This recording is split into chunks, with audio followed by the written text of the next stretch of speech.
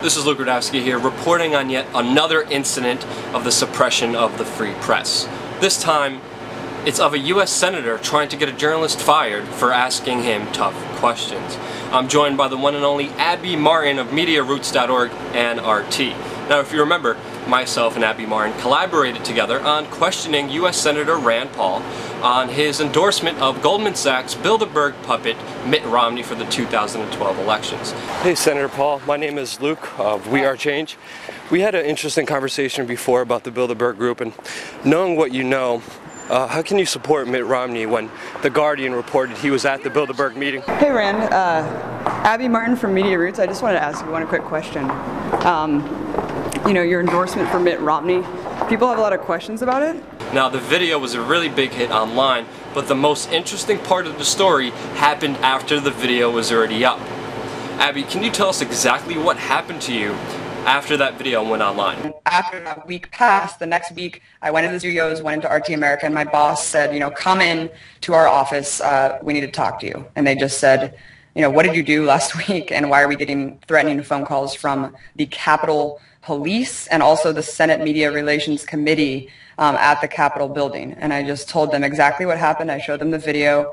I said that it was totally unaffiliated with RT America, and they said that this guy was calling them saying that they were going to send the Capitol Police down there to arrest me, threatening to strip not only me of my press credentials, but everyone at the station of their press credentials. This is just for asking a question, asking U.S. Senator Rand Paul. And can you tell us who these phone calls came from and where they originated? They were originated from the Senate Media Relations Committee. I'm not going to say the guy's name because I don't, it was Mike something, I forget his last name, but he oversees that entire committee, and so he was calling to threaten me on behalf of him coming directly from the senator. So this was confirmed to me later, and I'll tell you what happened after that. I actually had to go meet with them in the Capitol building, and it was really intense and intimidating experience. But so yeah, they called RT America, were threatening to arrest me, threatening to strip me of my press credentials and the entire office.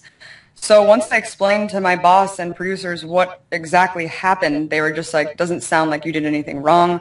If I were you, I would definitely get a lawyer or just meet with him, because he kept following up saying that he wanted to meet me so he can hear my side of the story. And I didn't know how to respond. I didn't know if I should get like a lawyer involved. And so finally I just wrote him back and I said, all right, I'll meet with you. So I had to go to the Capitol building and meet with this guy in a small room, like an interrogation room. And it wasn't just him. It was the bureau chief of Al Jazeera, the bureau chief of CNN, Fox News, MSNBC. All these bureau chief heads sat at a table and just basically confronted me about what had happened and wanted to get my side of the story. They said, you know, did you sneak Luke in? Like, how did you get in there? And I was just like, no, we were registered independent press. All we did was go through the metal detector and just go in the Capitol building. I mean, no one even checked. It was like so lax. I mean, you remember what happened. We walked in there. We even told the woman at the front desk, we're here for this press event down the way. And she was just like, just go ahead. So I mean, well, they weren't that lax when they found my cookies and water and all the snacks I had in my book bag and made me throw everything out, which made me a little bit mad. But people also need to know we were registered press inside the Senate building. We hold different press credentials because, Abby, you have a Senate press pass. I have different press passes that I won't mention or name, but I do have that magic piece of laminated piece of paper that grants me some access and leeway to get into different places. But we were registered for an event inside the Senate building. Nobody sneaked in. We walked in through security. We were walking towards the event. We saw Rand Paul, and we asked him a question. There's no other way to go around it. We have to ask these guys serious questions. The mainstream media doesn't do it.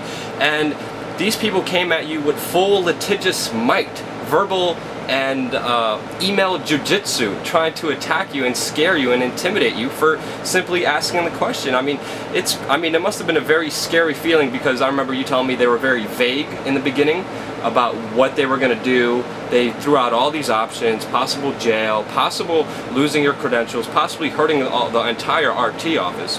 And just because they didn't pick on me shows you that they were looking for any reason to respond, any reason to try to intimidate and harass, and they found a reason. It was because you were working for RT. And that's the only reason they did this. It wasn't a threat. It wasn't nothing serious. They did it just to intimidate and scare you. It was very scary. It was very, very scary. I mean, I know I was in contact with you the whole time saying, what should I do? Should I come out with the story? The story's huge. I mean, Rand Paul is trying to get me stripped of my press credentials for what happened. I mean, that is insane. And fired or arrested for simply asking him a question. Yeah, and I remember telling my boss, I was just like, have him come arrest me. I mean, this is outrageous. This is completely unfounded. And as we know now, there was no charge that they could really do. It was totally baseless. It was completely empty threats, very underhanded intimidation tactics against journalism. You know, DC is just really scary like that. Like, I just had no idea that that would happen for what we did. I mean, if we went up to Rand Paul and we were just like, hey, man, we really like you. Thank you for what you do.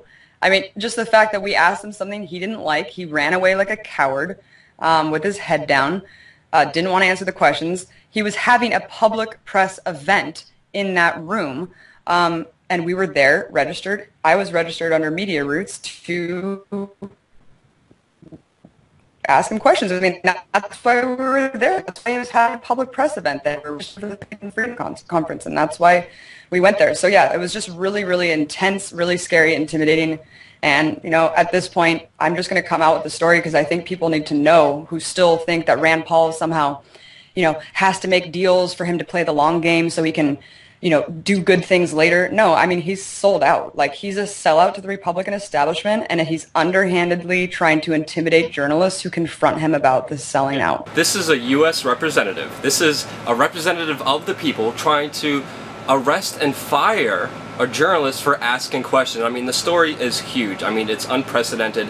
I work the Senate beat many times, and I go out to the Senate building and I ask all these hard questions to all these senators, and I had never experienced, or I never went through something that you went through, and it's pretty insane to have Rand Paul, Mr. Libertarian himself, use the full might of any rules and regulations that he could throw at you to try to intimidate you. But luckily, knowing you for a while now, I definitely know you will not be intimidated. I know this will only embolden you. And I know you also have new plans, and you also have a new show that you're going to be working on. Can you update us on what's next for you? Yeah, I mean, it certainly won't intimidate me. In fact, I would love to see him again. In D.C., there's politicians running around. It's absurd. I won't be going into the Capitol building anymore to do it, but I mean, they're everywhere, so you can find out where these people are and talk to them. But yeah, I mean, I wanted to also clarify one point. He also, the guy who called RT said that I could be charged with harassment as well. That was another charge that they were throwing out there kind of blanketly without any foundation whatsoever.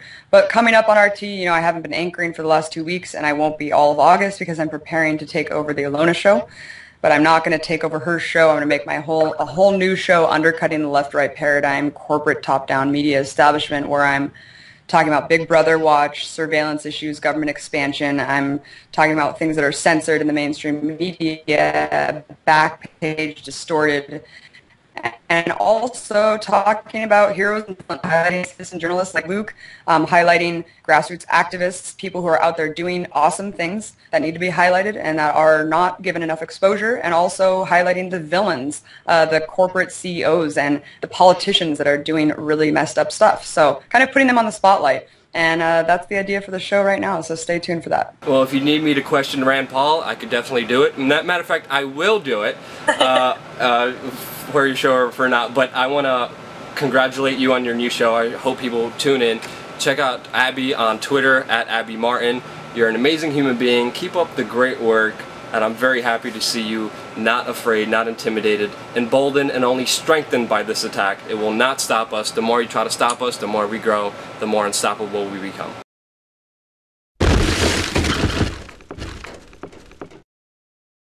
Hey Rand, Abby Martin from Media Roots. I just wanted to ask you one quick question. You know, your endorsement for Mitt Romney, people have a lot of questions about it.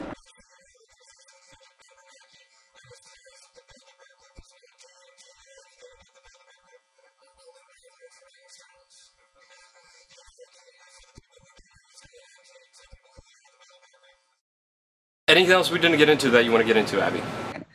Yeah, I mean, when the corporate media doesn't ask these questions, then who else can? And when people say this is ambush journalism, that's unfounded as well, because people who are like, oh, how come you couldn't get a meeting with him? He said that he'd have a meeting with you. They don't have meetings with people who are not already totally funded by the top-down establishment. I mean, that just doesn't happen. So sometimes they need to be confronted and about legitimate things. I mean, that's just the way it has to happen.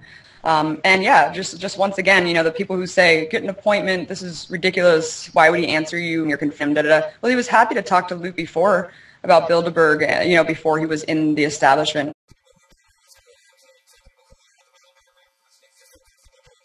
Yeah, he talked about how bad the Bilderberg group is, how they want a world government, how we need an audit of Goldman Sachs. But then when I was talking to him, it was just complete silence, which made the video very awkward. I'm just trying to get answers, and that's why I'm here talking to you, and that's why I'm persistent the way I am. I know you could hear me. And he didn't say a single word at all. I know you're trying to ignore me, but the video will play for itself. It will be on YouTube. Nothing. We could have explained everything to our audience. They're only going to have more questions about you, Mr. Rand, and you're only hurting yourself by not answering the question at all. Before you became senator, you talked about the Bilderberg Group and auditing Goldman Sachs. Right now you're supporting Romney. A lot of your supporters are let down. And I'm let down by your reaction. Which I think pretty much made the video as popular as it is because of that awkward kind of silence that we went through there. And I did try many times when I first started covering the Senate and Congress. I tried to get little sit-down interviews, and I called them ahead of times, and after 30 failed attempts and 30 failed responses, this is the only way to really get answers. And we're also going to be releasing another video this week showing me being very polite to a politician, asking him for an interview, and him just walking away and coming in and going in his car and not talking anything. So the only way to really get answers is not from the corporate mainstream media, is to go out there and to ask the damn questions. That's the only way. Don't ask for permission, ask for the truth, and ask for accountability. That's the only way you could really do it, and that's the only way to be independent fully. And these people work for us. These people, we pay their salary. I mean, they are public servants to the people.